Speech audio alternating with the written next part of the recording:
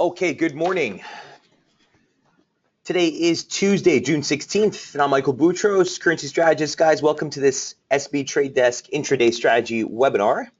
Good to be with you guys this morning. We did just get the release of housing starts out of the United States, down 11% for the month of May. We were looking for contraction of -4, came in at -11. Here's what the print looks like on the back of that release. So slightly, obviously disappointing across the board. We saw a nice rally or a nice rebound in housing starts last month with a print of 20.2. That actually got upwardly revised to 22.1. But certainly some weak figures here on the housing starts. Building permits topping estimates with an 11.8 print versus expectations of -3.0. So a little bit of a mixed read here on the housing market. As you can look at the current rankings, the dollar is still trading broadly firmer against most of its major counterparts, save the sterling and the yen. The biggest loser on the session, the euro, that saw a spike right into that topside objective, guys, that we noted on the intraday charts last night. Before reversing course, we'll take a look at that. And as always, your questions, your trade setups you'd like to review, please feel free to post them on the message board, and we will jump right through. Steven, Mark, Eileen, great to see you guys. Mark, yeah, dollar CAD's been sort of a snoozer lately, right? He says, guess nothing's changed since yesterday for the dollar CAD, but could you quickly show your chart? Sure can. So let me jump right in that for you real quick, Mark. Here's what the daily looks like for dollar CAD. We've been holding right along that lower median line parallel for the last 4 days. You see that? On a close basis, we've still failed to close above it, okay? We've kind of just been riding it all the way up. So not much going on there. The broader bias remains bearish below 23.85, excuse me, the 124 handle. But that sort of hasn't changed on that side, Mark. If you look at the scalp for the dollar CAD, the weekly opening range continues to get really tight. So let me just zoom this out for you real quick. Again, a descending pitchfork off the highs from a couple of weeks back. Looked like we broke through this here in the morning in Europe, but don't have that validation yet. So I'm still watching that median line that we were looking at in the daily chart and respect the weekly opening range. I still think you get a downside move here on dollar CAD, but obviously heading into FOMC, that's going to be the variable. He says, I know, cowboy trade again, tight stop. I mean, listen, it's coming up against resistance, and I do like it lower. I don't have anything necessarily to put me into the trade yet, but nothing's changed from that setup of last week. So if you go to the intraday page, guys, you can still find all those setups from last week by just clicking on the scalp log. Week ending 6/12, and that actually has the dollar CAD setup right in there. Where is it? Right here. Okay, so those levels haven't changed. They're broadly still right in line. All right, hope that helps, Mark. He says, forget about that. I could have looked there. Sorry, yeah. No worries, man. Yeah, all the scalp logs are always saved, guys, because just in case you need to go for reference, or you're still trading those setups. So let's just jump right in. Dollar index. Here's where the dollar index is. We're still holding pretty much where we were yesterday. A quick note, as we head into the FOMC, guys, things tend to get kind of quiet. I know, the volatility is likely to thin out. You're not likely to get any major moves or breaks. Liquidity also gets kind of thin as we head into those major releases. Again, this is not your run-of-the-mill interest rate decision. We're going to get those projections, the quarterly projections from the committee as it pertains to inflation, growth, unemployment, interest rates, and certainly the presser with Janet Yellen is going to be the highlight for tomorrow. There's a lot of expectations on what she will or won't say. Guys, we're not going to sit here and stress and talk too much about what she can or won't say. The only thing that matters is this. If they suggest that we're going to see interest rates still, or if they suggest the plan to move interest rates higher ahead of the end of the year is still in play, you broadly look for some dollar support, okay? If they put a more cautious stance on it, or if everything is sort of status quo, it's data dependent, the biggest issue that the Fed faces is very hard for them to justify raising rates in the environment from a global macro standpoint. You have the ECB, which is obviously still undergoing QE. You have the BOJ, which is still pat with its policy. And in general, you have the RBNZ, which just cut interest rates. In general, in an environment that we're in, it's very difficult for them to justify moving higher on rates. Even on the back of last week's IMF, unprecedented that the IMF come out and say, the Fed should hold on rates. So I'm not going to beat that topic up anymore. The dollar is obviously at risk heading into tomorrow. The dollar crosses will be in focus. I have a question here from Eileen saying, are you going to jump into anything today or waiting also for FOMC? Eileen, if there's a trigger that gives out, I got no problem taking it. I can tell you that starting today, I usually will go on half leverage. So whatever trades I'm taking, if X is the typical amount of trade, I'm taking half of that amount. Just because, again, market volatility will start to thin out as we head into the actual release tomorrow.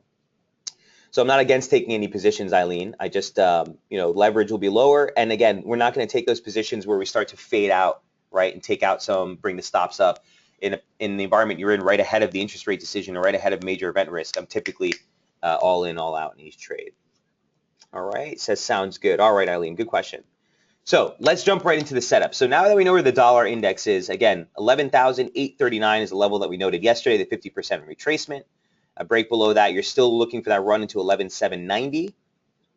Again, for those of you who are not on the mailing list for Daily FX, all the Daily FX reports are also featured right here under this section on the intraday page. So yesterday we put out a piece with the webinar, which highlighted the dollar index report or the dollar index chart, and this is the same level we're looking at. So all those levels remain unchanged. 11,840, 839 is support. Resistance in the near term bearish invalidation would be a breach above 11,887, 11,880 right here. You got the median line off the high. You got that stretch high from February. And again, that all lines up right here. Okay, a 50 break in momentum and a push through that. Looks for a rally back into that 50% retracement. That being said, we'll look for that break below 839. All right, so broadly speaking, the dollar responding to near-term support. The opening range for the week is pretty clean. In fact, let me take a quick segue here and just show you the dollar index on the 30-minute. This is a chart that we looked at last week, guys. If you recall, we were working off the 30-minute here for the dollar index for quite some time. I just want to highlight a couple of different things. You know, the opening range for the week, we looked at this yesterday, is very, very clean. There's that 8,887, 11,887, excuse me, 11,880. Nice resistance hold yesterday. The pullback, 11,839. You have a really nice opening range for the week. Broadly speaking, if we take a zoom out on this, you can see that those median lines have also continued to give us really good guidance, with this upper median line parallel continuing to hold resistance since the start of the week. Okay, and there's the downside target, 11,790. So now that the index is sort of in view of where we are as far as the near term and the longer term, with that key support, key resistance, really nice opening range for the index, where does that leave the dollar crosses? Well, the euro has been in focus. Here's what the euro dollar looks like last night. Well, let me start on the daily chart. So we're still within the confines of this same formation. Nothing's changed as far as the dollar and the euro dollar is concerned. Okay, a little bit of a chop fest here to start off the week. But broadly speaking, you're still looking to maintain a constructive outlook while above that median line, basically extending off the lows that you made from April. Okay, an overnight trade, here's what we looked like last night. Okay, we're looking to buy pullbacks while above the near-term median line parallel off of last week's high. Okay, this line right here. And in fact, you got a breakthrough test of support last night in Asia. Thing looked like it was going to break down. You got a break of the Asia opening range high. It took you right into that target, right up at 113.30. I think it was 113.29, which was not only Thursday's high here, but it was also a 764 retracement of the decline from last week's high. So a nice target there. Again, we ran right into that. Momentum broke down sub 50, and here we are in the pullback. Again, broadly speaking, just holding that median line or that basic trend line resistance off the highs. Remember, the weekly opening range low is what we've raised the bullish invalidation level to yesterday. So as you get back into 1192, this region here, we're looking for support. We're looking for long triggers. A break below 1150 is what's necessary to put this back on the bearish camp. Okay, and that's basically the low that we made here on Friday. So we'll see if the euro can find some support, if we can base out here, maybe make an opening range break for the United States to the top side pop. We'll see. Don't expect too much, again, ahead of the NFPs. There's going to be a strong reluctance of traders to really want to take aggressive long positions on the dollar heading into tomorrow's event risk. So keep that in mind. But that being said, the weekly opening range low remains the near-term bullish invalidation level.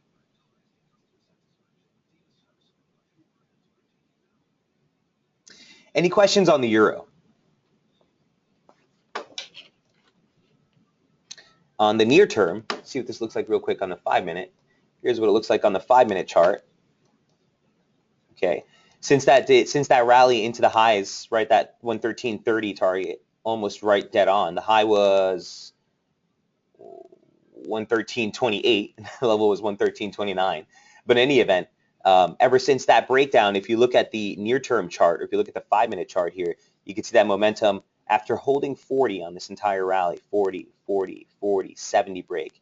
Here's a 40 break, here's 50 hold as resistance, and here we are sitting on 30. So the momentum signature did turn around here and overnight. Again, we'd need a pretty compelling trigger to get us back on the long side. Not my favorite trigger, but we'll see if that pans out with the opening range break as we head into the United States. I do want to take a question I got emailed from, hey, Bill, are you in the room here? Bill Kennedy? Yes, you are. Hey, Bill. So I got your email yesterday on RSI. So the only thing I wanted to note is as I was reading your email, something was popping in my head. I just want to talk to you about real quick. You know, Bill was having some questions on, Mike, where can I find out more information on those triggers in RSI? First of all, Bill, as far as Jamie's book, Sentiments in FX Trading, he doesn't really go over RSI in there. That's really, first of all, it's a great book. You guys should definitely have read it if you're following Jamie's strategy or mine. The mentality of how we gauge sentiment is really well outlined in that book. But Bill, as it pertains to RSI, one thing I do want to note real quick is, Bill, we don't want to stress the signature too much. The one thing I always try to impress on everyone is that the most important thing is price action. The triggers are there to give us that extra conviction, okay, to give us, okay, validation of what we're seeing in price is being reflected in momentum. But I don't want to stress the trigger in that that's what's putting me in the trade. Okay, we're watching price action, watching for opening range breaks. We're watching for breaks of resistance, breaks of support, things like this. The RSI signature is there as an added tell. So if I'm looking for a short and I take the short, even if I take it ahead of the trigger, I'm still watching the trigger to see if the break validates what I've done. Does that make sense, Bill?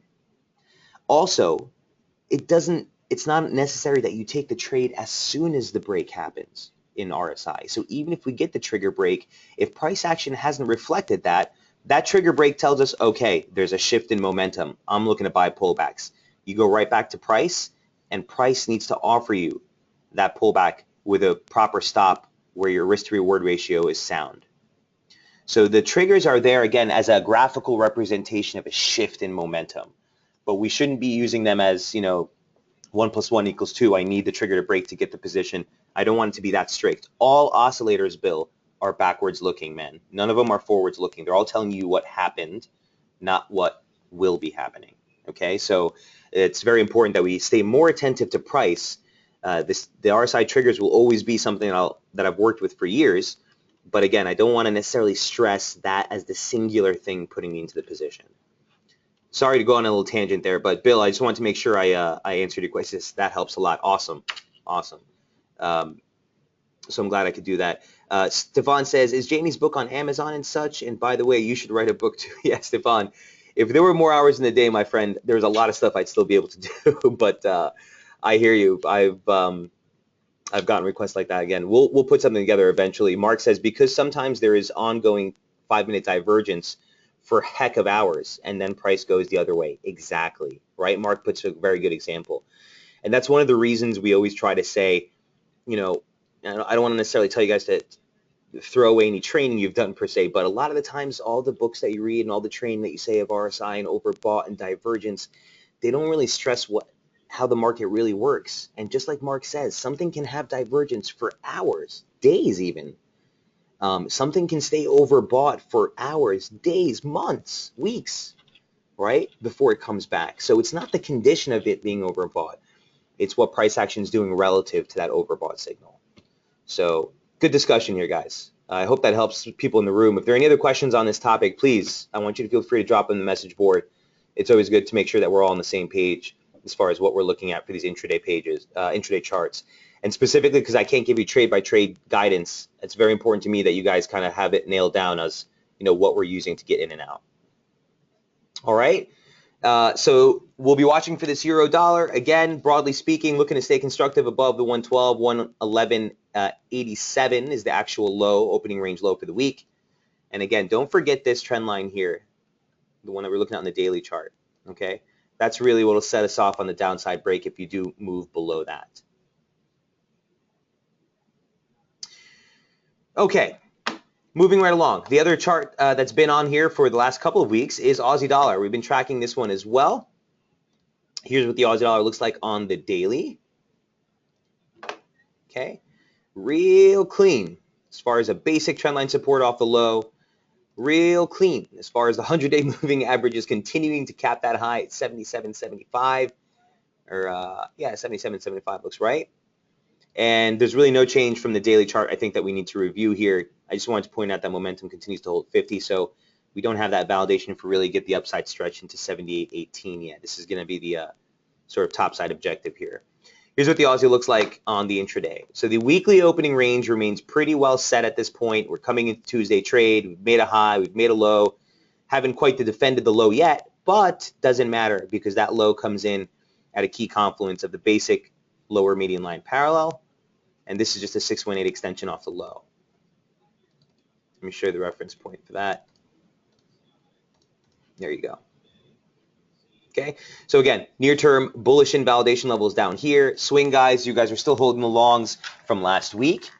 Mark, I completely agree with you. Says Aussie dollar is almost too clean. It's scary. I agree. Yeah, it always gets a little bit freaky when you have setups that continue to just walk through the levels so cleanly as this is, but still looking to stay constructive above 77.10, 77 handle essentially. The momentum signature still looks pretty good. In fact, since the start of the week, you got a hold ahead of 40, you got a 60 break, and again on this pullback and overnight, you got another hold here at 40, and now you're back above 50. So the momentum still looks pretty healthy. We'll continue to favor the top side. Near-term target 77.60 still. That hasn't changed. I know we sailed through it yesterday. But it's a level that has offered some really nice pivots in price, so I'm going to continue to respect that. Again, ultimately, we're looking for that stretch into 78.05, 78.13, which not only carries the highs so far for the month, but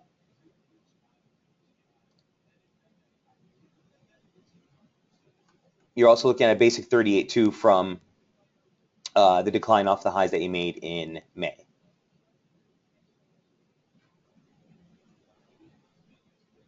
Let's look at the near-term chart here for Aussie dollar.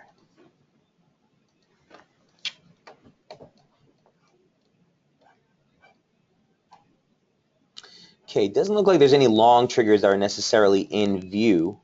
That's just a support trigger right there if you are holding longs.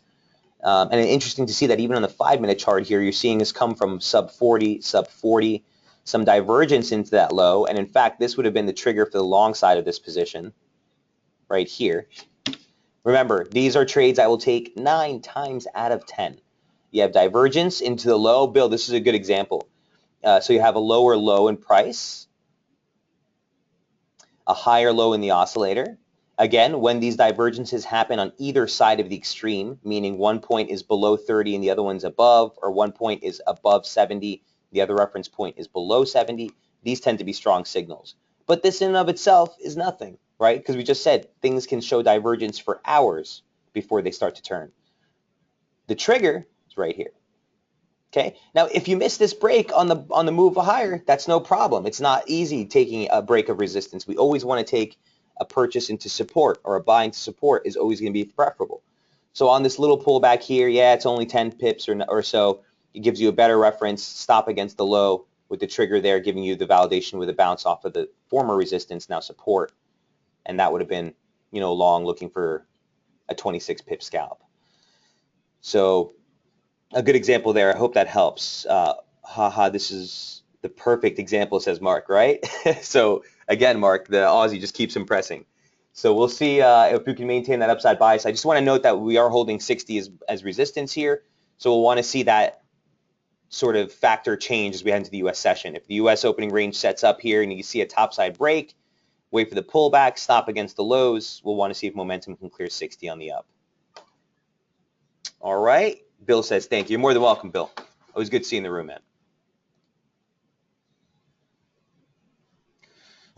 All right. So that is the Aussie dollar. I had some interesting charts yesterday on the radar, which I do want to go through real quick as well. There are setups that we don't necessarily want to scalp, but are coming into major areas of resistance. All three of these, Aussie Kiwi, Sterling CAD, and Euro Key, all at major resistance targets. We did get the release of the UK CPI in overnight trade. Here's what that release looked like. Okay, so you did see CPI for the UK month over month come in right in line with expectations. The core year on year a little softer, and this is something that obviously the BOE is looking at. You're still seeing a nice uptick from 0.8, 0.9, but not quite as strong as they had hoped. Long story short, here's what the pound's doing at this point in general before we go into the pound cross. Oops. Okay, the level that we were looking at yesterday, or at least me and Jamie were talking about, this was 155.60. Now, it's a basic 618 retracement from the decline off the highs for the year. And it was also a pretty decent pivot in price, if you look here. For the British pound, one thing I also wanted to point out real quick is this longer dated median line that dates back to that swing high we made in January of 2013. That gave out last week, and ever since, it's been pretty much a one-way trip here for the pound. So there's that same median line, support, pivot break, instant resistance, resistance, resistance. You sail through it, support, constructive above 154.30, bottom line. Momentum is coming into 60 here, so you could see some pullback. I'm going to get rid of this retracement just so we can get a better look at this. On the near-term chart, it does look like we're holding very nicely still within that median line formation that we added yesterday, with this rally now capping out right at the median line off the low. So I do think near term you're still at risk for a pound pullback. You're again seeing some divergence here. Price action higher high, higher high, higher high. You're looking at this on a close basis, remember. And the oscillator making equal highs is still divergence, lower high in this last stretch. So I think the pound is at risk for a little bit of a setback here, which makes sense when we look at the pound crosses that we highlighted on the radar yesterday. So let's do that real quick. Here's what Aussie, or let me start with Sterling CAD. Here's what Sterling CAD looks like. So the major operative level here was 92.22. We were actually trading right at that level last night when I put that post out. And here's what Sterling CAD looks like right now. Okay, so the initial topside break did actually materialize, and the first target that we noted, the first target that we noted to the upside was 92.90. That's almost exactly where this thing capped out today. In fact, the high was 92.91. Okay, and that's the 2015 high day close, specifically that we made in February. But more importantly, or in addition, it's also the 2009 highs. So if you take a scroll all the way back to the 2009 stretch, there's the high. Okay, 2015 February high day close was right here. On the 24th, stretch into a high. We closed that session right at 92.90. That's where we capped out. So if we close above this region, momentum is above 60. It's above the former trigger support. You look to maintain a constructive approach on this above 92. Beyond here, guys, there's really nothing on tap ahead of the median line, which will be variable on time. But right now you're looking at basically 94.80. 95.48, 95.50 is going to be the real test. That's an exact 2618 off the low here, and the stretch high that we made in February.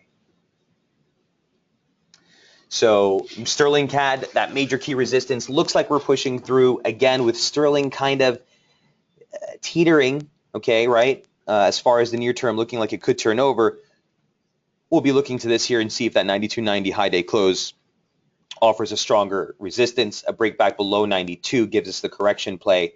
The end of the day seems like a very basic monthly opening range. Monthly open, you stretch into a high, you make a new low, you test the high, we sit there for a day or so, plow through, keeps us constructive above this region.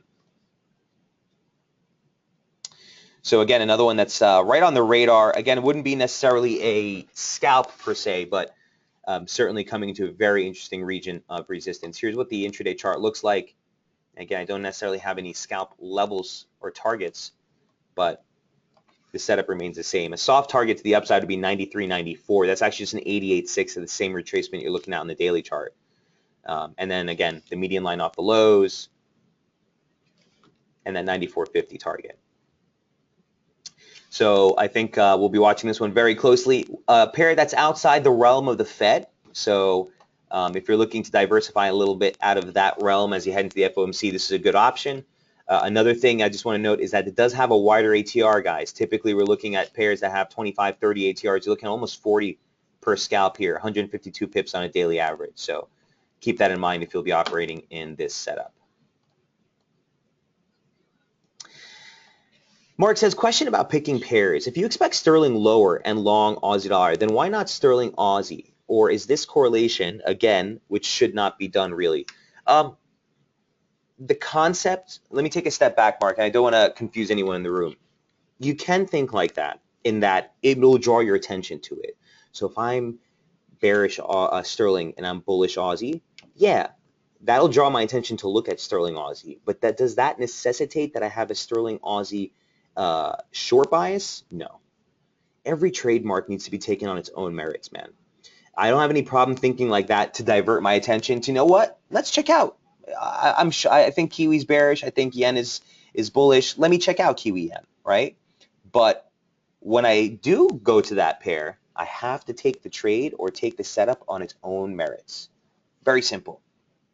Very simple. Nothing outweighs what price action is saying. Price action is the only indicator that we're watching. It's the only indicator that will never lie, and it's the only indicator that matters, right? That's what we're profiting off of. So use it to divert your attention to where you want to look, but when you're actually looking to take the merits of the trade on its own sort of factors, we want to keep that as objective as we can. He says, okay, so you just look at the technicals on the charts. Okay, thanks. Last time I asked this, I promise. Hey, Mark, if you need to ask it every day, man, to make sure you don't do that, feel free, brother. You're in the right place. Okay, the other setup that was on the radar yesterday was the Aussie Kiwi. And this is another one my man David Song just loves to talk about. You know, major resistance, 109. It's basically 111, okay? You have a 1618 off the low. Let me just show you the live chart. Really compelling in the levels that this thing is testing right now. So I'm going to zoom this out real quick and show you something that, you know, for a technical analyst, I love seeing stuff like this. This is what turns me on. Here we go. So you have support, support, support, support, break, instant resistance, resistance, resistance, break. So are we constructive on the Aussie Kiwi? Yes, we are. Okay. I don't want to hear about the fundamentals. I don't want to hear about all that stuff. Aussie Kiwi, it's obviously, you know, the technicals here are speaking very clearly. In fact, since that October high, you know, we haven't seen momentum break 60 once. Not only do we get multiple breaks sub 40, but we got a sub 30 break. That's a real strong downtrend. Resistance at 60, resistance at 50, break sub 40, real strong downtrend. Now things are starting to change with the break above 50. Then we broke this median line, which took us back above 60. And then the major pivot. Okay? And that was actually accompanied with a really nice trigger break. It's a basic trigger in RSI. So what does that lead us, Mike? You're told this is what happened. That's good and dandy, but where are we going from here? Well, right now we want to highlight that 111 region. 110.97 is the actual 618 extension off the low. The same slope of that critical median line we just talked about, extended off the high from July, also converges there. The current operative median line off the low also converges there. And that gives us a nice region of resistance at the opening range high for the week. Okay, so it's very hard to justify, and I completely agree, going long the Kiwi, right? If you look at the Kiwi dollar, that thing has seen better days. You know, this was on the radar chart yesterday. I still look lower below 70.37, and we're still looking for a tag of major key support into 68.75, 69, this region. We went we talked about this in the webinar at length yesterday. There's a lot down here. The S1 monthly pivot, 1618 off the high, a broader dating 100% extension, 50% I think off the 2007 lows or 2008 lows, 2009 lows. So you got a lot down here, okay? So that being said, yeah, it's difficult to justify taking a long Kiwi position, which is what a short Aussie Kiwi would be.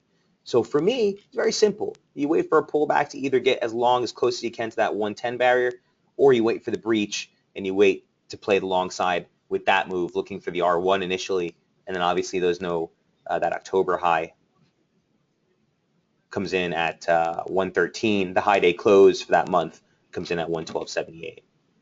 So the levels are pretty clear, but right now you're checking a major key resistance, and even on the near-term chart, here's just that same pitchfork showing you that median line catching the highs.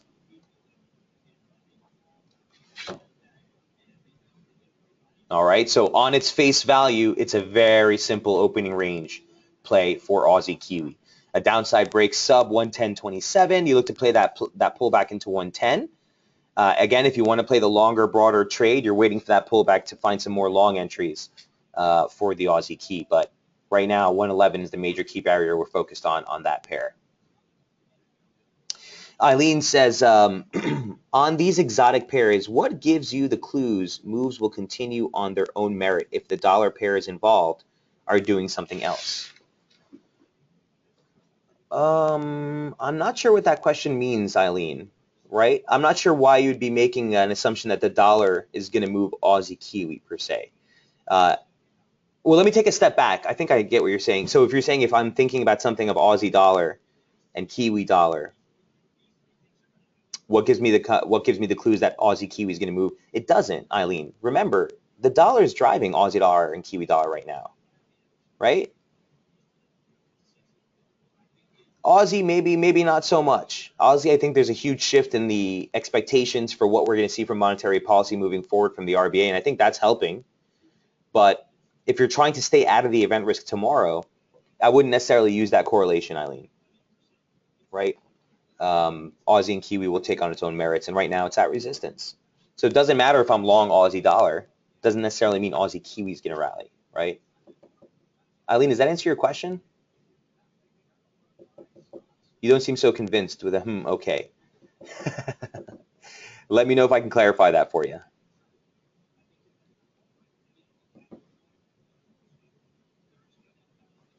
Again, when I say it's taken on its own merits, guys, it's price action. It's what the charts are saying.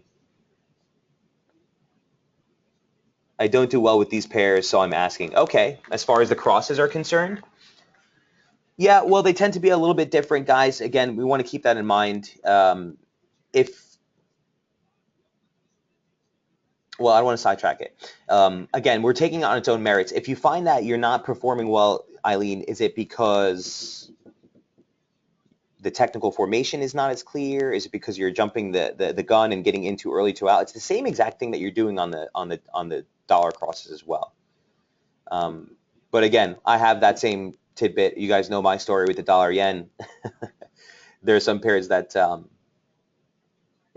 just don't cooperate very well with us. So if that's the case, and Mark says I don't like the sterling crosses. Sterling is a well-known, notorious whipsaw trade, so I don't blame you on that. Professional traded market, Mark, but when the setup's there, it's there. Last but not least, I do want to take a look at the last pair that we highlighted at resistance yesterday, and that was the Euro Kiwi. Another one which goes along great with the conversation we're just having. It's hard to justify taking a long Kiwi position, which is what would be if this resistance holds, but doesn't matter. Resistance is there. Nothing supersedes basic support and resistance. And we've actually gotten a little reaction off this one. So again, we highlighted this yesterday, that at 161.53 into 162. You got the exact extension into the 162 earlier in overnight trade. Again, nice confluence region. So the 162 barrier actually turns out being the 2011 low. 161.53 is a basic 88.6 of the entire decline. Remember, Kiwi commodity pairs tend to like those 88.6s rather well. And just as in the other setups we just looked at, you had the current operative median line right there at that high. Okay. Now, it's never advisable, again, for us to try to press a trade against a momentum signature that's in overbought condition, because, again, this condition can stay like this for an indefinite time period. And as long as the oscillator is up here, the propensity for the market to continue higher remains. If you get a 70 break, or specifically if that trigger gives out, that's your condition that, okay, maybe we get a little bit more of a pullback here on this pair. Long story short, the broader upside bias hasn't changed for this. In fact, I'm looking for entries a little bit closer down near the 159 handle, 158.75, 159, right around here, right into the trend line or median line support. With a topside break looking for 63.30, which is also a critical level. That actually represents the September high day close. And then obviously the stretch highs for that September calendar month, and the 100 off the low takes you into 64.57. This is going to be the near-term bullish invalidation level. So wouldn't be surprised to see this thing a little bit lower before we start to turn back to the upside.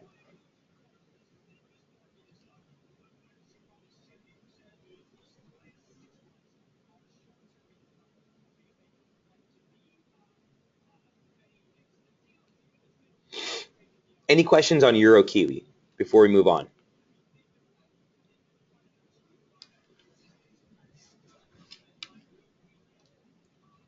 Again, you're pretty limited on Kiwi data, so we'll be watching obviously the Euro debacle and all this nonsense with Greece, how that'll pan out. I would just caution you again about getting too aggressive on reading the news and reading too much into that. I had a rather lengthy and passionate argument yesterday with someone, a good friend of mine who works with another brokerage, who was arguing, that the euro has no business up here and that this thing belongs at parity and all that. And it's always good to have those discussions, because all you can say is, look, man, look at the chart.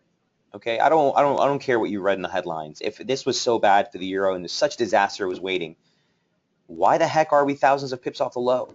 Almost 1,000 pips off the low. I mean, this stretch almost finished 1,000, right? So we'll focus on what really matters, and right now it's price, and it always will be. All right, so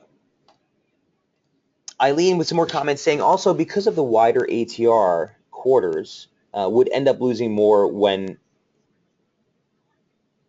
you do 1-to-1, but the euro and the sterling against the dollar doing the same thing now, so more critical to watch entries and stops in general. Yes, I completely agree. The exotics, guys, and that's why we use ATR. The exotics, specifically the sterling crosses, I mean sterling key, sterling yen, we'll tend to have ATRs that are much wider. So certainly if you're newer to the strategy, guys, or if you're just getting your feet wet, you want to stick with something that's got a little bit more of a reasonable ATR. I agree with you on that, Eileen, especially until you get a little bit more comfortable with the entries and the exits, and maybe you're not so trigger shy. At that point, you can move into the ones that are a little bit wider of an ATR. All right, so some interesting stuff that we've been following aside from those key charts that we highlighted on the intraday page. Do want to take a moment real quick, go over gold. We made a stretch and test of the lower median line parallel yesterday. It tagged it to the pip almost, a little bit just shy, and keeps the upside sort of possibility in play. At the end of the day, we're just consolidating within the broader range we've been in for the last 4 months, but I still am remaining a little bit more constructive while above this median line parallel off the lows. And that's for a couple of reasons. A, the pullback found perfect support at 40, and then we got a trigger break to the upside. So right off the bat, the downside, the continuation of the broader downtrend isn't necessarily in play yet. That being said, also every test of support has found some pretty nice rebound action. Look at the test of that 764, 1163. Okay, we closed $8 higher on the day for that move. Again, yesterday's test of the median line parallel, or just shy of, saw another pretty nice bounce to the upside. So the possibility is there. You do want to watch what happens with the dollar heading into the FOMC, and specifically with gold heading into Thursday's CPI print for the United States is going to be the major player. Obviously, your gold's typical bids for gold are inflationary pressures and market concerns or market turmoil. Yeah, we've had a couple of days of sell-offs on the markets here, still looking pretty lower. DAX is still down 0.25%. CAC is down 0.11%. S&P futures are down, still about 4 handles now. So yeah, we're seeing a little bit of weakness in risk, but you're not getting that risk-off per se environment. And I hate when people throw that term risk on and risk off out lightly, guys. We haven't seen a risk on, risk off behavior as it pertains to what we saw in the financial crisis still. Okay, so again, don't filter your mind with that noise. But as it pertains to inflation, that I think will be also an important print heading into Thursday. So a weaker inflation gauge means that we're likely to see the Fed hold on interest rates, likely to see this thing actually see some strength. If the inflation starts to run up, which would typically be supportive of gold, the perversion of the market right now is that, again, that's going to prompt higher interest rates, and that will weigh on the gold trade. So you have two event risks back to back with the FOMC and the CPI print. We'll be watching gold here closely. Again, broadly constructive while above the median line support. This break is what would put us more firmly on the south side of the trade for gold. We went over yesterday on Daily FX, and I actually got some questions also on the crude trade. They liked looking at that, so we can take another look at that real quick to update us on where we are with that positioning. The focus still remains on those same key levels. Okay, so you're looking for 61.10 as resistance. You're looking for that trend line off the low or the median line off the low. This is a mirror or a parallel of the same formation that we're working with off the lows that we've made for the year. And excuse me, and that highlights the close low for the year, the close low for the month at 57.90. So either way you look at it, this is near-term support. This is near-term resistance, and we'll use this as, again, the monthly opening range, which it largely has been for the last 2 months within the confines of this range, especially on a close basis, right? Pretty clean. So we know what the breakout levels are, and again, I think you get a definitive break as you get deeper into the week here for crude finally, but until we do, that 61, 57, 90 range is what you want to focus on. Mark says so many people still have that risk on off correlation in their heads, like dollar higher, SPX lower, and vice versa. I mean, again, you know, guys who are throwing that out, Mark, they're just simply not looking at what's going on in the markets. You know, they fall in love with the concept, and it's kind of just on the tip of their tongue, and every time something moves, they kind of attribute it to that phenomena. But that's just not in play. It's important to know when those relationships actually matter and when you'll benefit from them. I'm not saying that, oh, if the dollar moves up, gold is definitely not going to follow. No, it could broadly follow, but that correlation is not something I'm willing to put a trade on based on for me. Because if we look at that correlation right now, it's still pretty weak. It's still pretty weak. It's not something I'll justify a trade with. So good point, Mark. So that is crude. Also, one other thing, I was just kind of gauging or walking through the charts yesterday. Just want to point out real quick, here's what silver looks like. Interesting trade. Looks like we're coming in some trendline support. These have shifted a bit for some reason, so let me just fix that.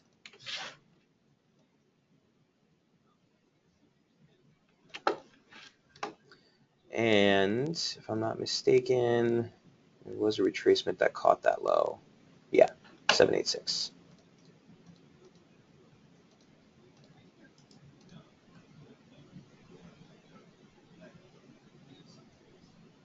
Okay, so I just wanted to point out a couple of different things for this. All my analysis I done this yesterday apparently is gone. So let me just show you what I was looking at. This is an exact 100% extension off the low. You see that? That tells me something. What does it tell me? Largely speaking, that rally off the low there is correctionary.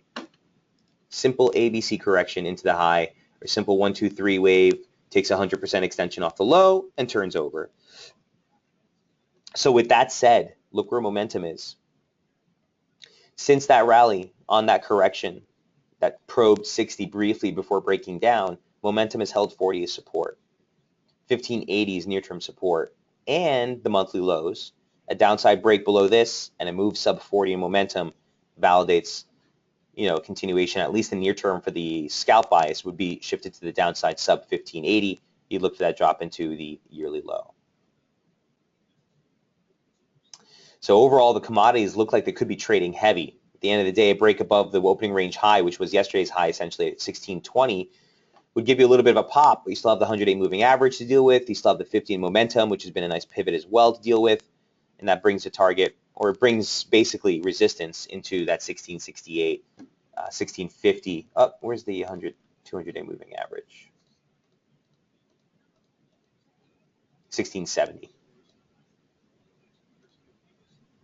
So again, broadly in the same range that we've been in for the last 2 months or month and a half, testing support, momentum, sitting at support. Watch that 1580 region as we head into the latter part of the week. Mark says, I was afraid to ask about silver. I trade it sometimes, but don't want to take the time from others in the webinar if I'm the only one. No problem, Mark. Again, we're at your disposal, my man. We're always looking across the spectrum, so don't think anything's off. Anything's taboo here. But definitely looks like a nice area of support that you should want to pay attention to, for sure.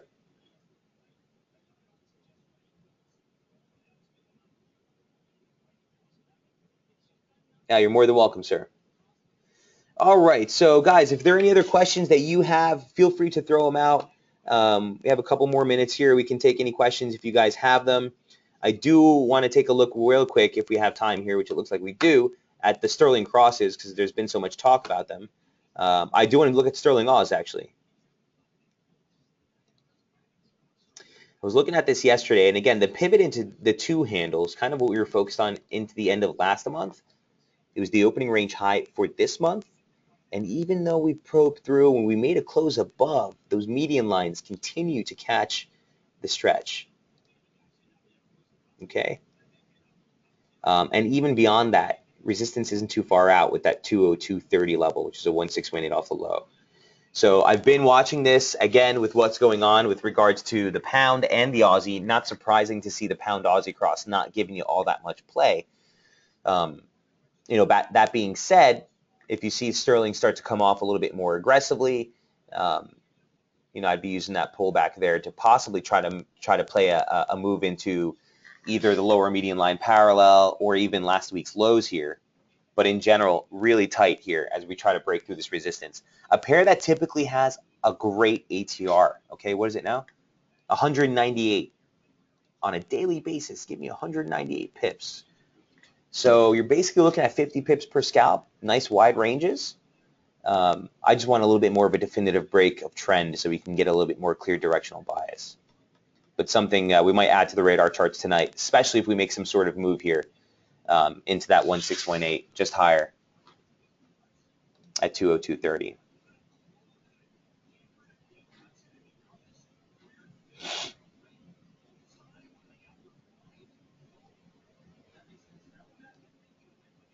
Can you also hit sterling yen, says Andrew. Yeah, sure will. Mark says we'll probably drop 1,000 pips when I stop watching it. We'll see. We'll see. It seems to always be the case, right? But you can't catch them all, Mark. Sterling yen looks like this, Andrew. Here's what the daily looks like. We looked at this yesterday. Looks like a clean breakout to me, man. Again, I think we went at this pretty at length yesterday. I think I showed you this in the webinar on Daily FX, the weekly chart for sterling yen, which is, again, my 2015 trade of the year.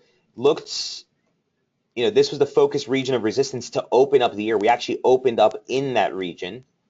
And again, this is a weekly chart, guys. So you're going back all the way 2007, 2008 with these highs.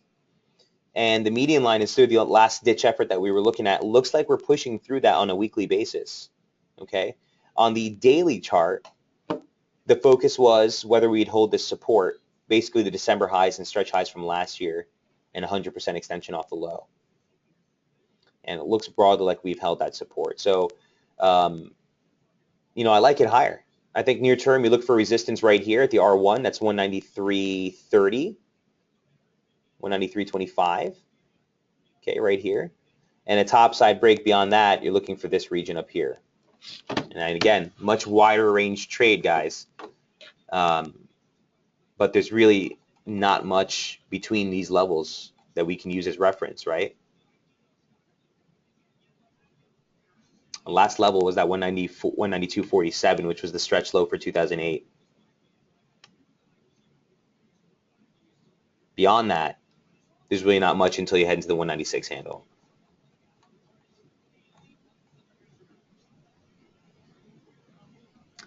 Momentum signature looks pretty constructive. Again, you're in the overbought territory. Watch to see if you make any divergence here, but in general, still looks pretty good. Here's what it looks like on the 30-minute. Don't have intraday targets, again, because we're at levels we haven't seen in years, so it's very hard to map out intraday beyond that. But on its face value, a couple things you just want to point out is A, basic channel support, channel resistance, and again, this is just mapping the highs, and then the weekly opening range low. And this is what would invalidate the near-term long bias. Momentum signature looks pretty clean. Again, start of the week, 40 hold, 60 break, 70 tag, 40 hold, back above 50. Still looks constructive.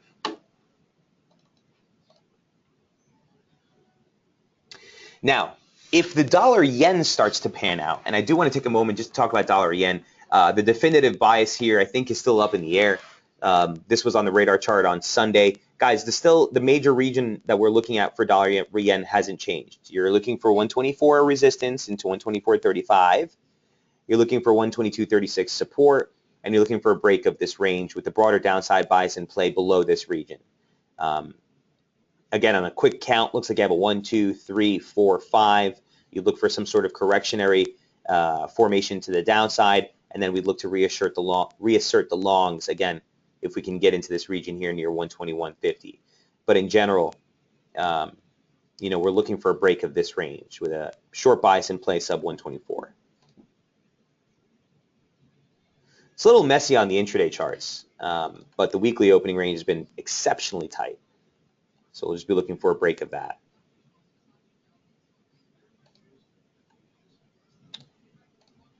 Eileen says, sterling yen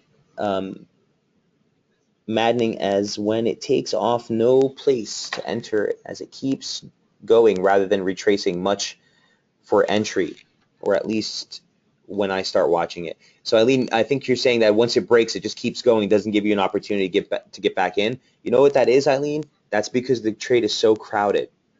And that's something you want to be mindful of, guys. Dollar yen is, everyone is still favoring the long side on a broader term. And I can't disagree with that, just from the stance that they're trying to take. And if they're really going to press that 2% inflation in Japan, man, they've got to stay steadfast. Now, obviously, last night, it was really interesting on this spike right here. Actually, I was with Jamie when this spike happened, and he just jumped into a short position on that spike right on. On this spike was from Kuroda, who came out and said something to the effect of, I can't remember what his exact words were.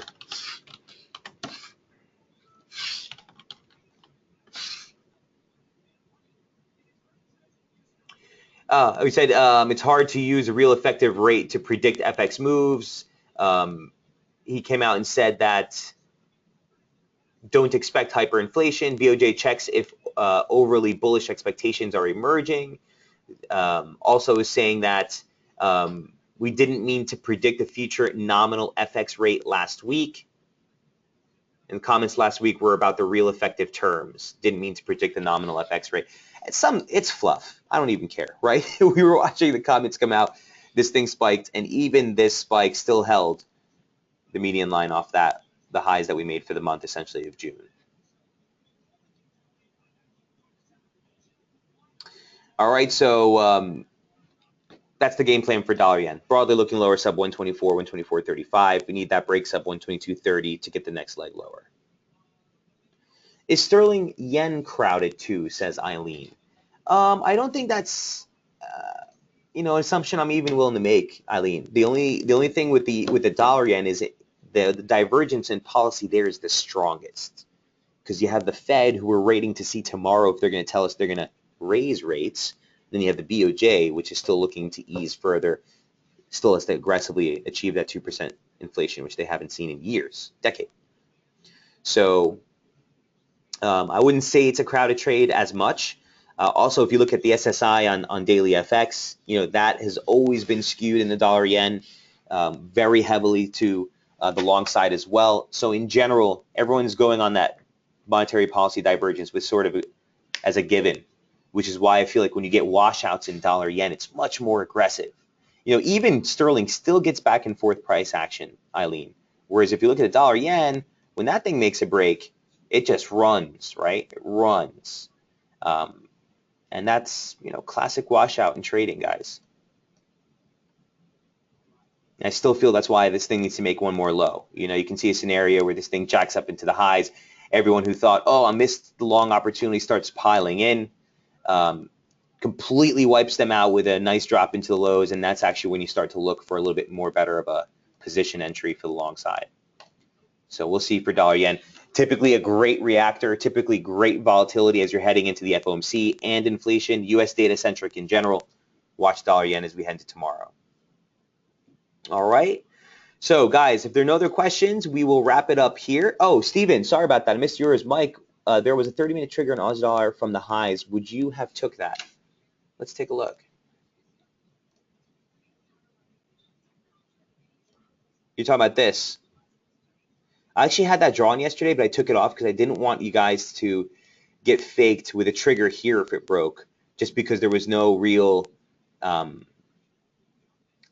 test of a pullback, and I was just concerned about trying to get you guys. But it turns out that trigger actually did work. Yeah, I would have taken that. But I tell you what, again, Steven, on the 30-minute, this validates a trade we're in. If you wait for a 30-minute trigger to pan out, you've already missed the majority of the range. So on a trade like that, I'd be looking at this. This is actually where you trigger the position. That would have been somewhere at 5 a.m. before this broke, okay? And then this would be what I'd be watching in the 30-minute after I've taken the trade. And this is obviously what will take you out of the long side, or near term would invalidate that position. Does that make sense?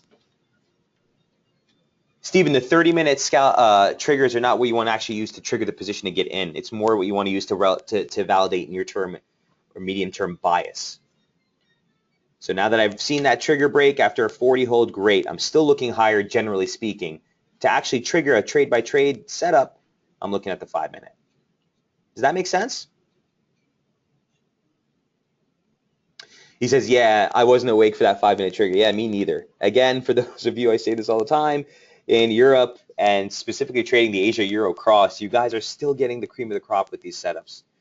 So I either need to move to Europe or give up more sleep. I don't know. We'll do one of these two to get some more of these trades in play. But guys, we'll wrap it up there. Again, keep in mind, things are likely to quiet down as we get into the FOMC interest rate decision tomorrow. We'll have a nice rounded session here tomorrow. Look at all the setups as we head into that release. And again, the 1-2 day combo for event risk for the United States is still on tap heading to the end of the week. So use that or keep that in mind as you look at the dollar crosses. All right, guys, have a great session. Don't go anywhere. Remember, again, tomorrow we have Jamie's midweek strategy webinar at 1 o'clock as well. And we might move that actually based on the interest rate decision. So I'll speak with him and we'll keep you updated on the SB squawk. Till tomorrow morning, best of luck trading. We'll see you then. Cheers.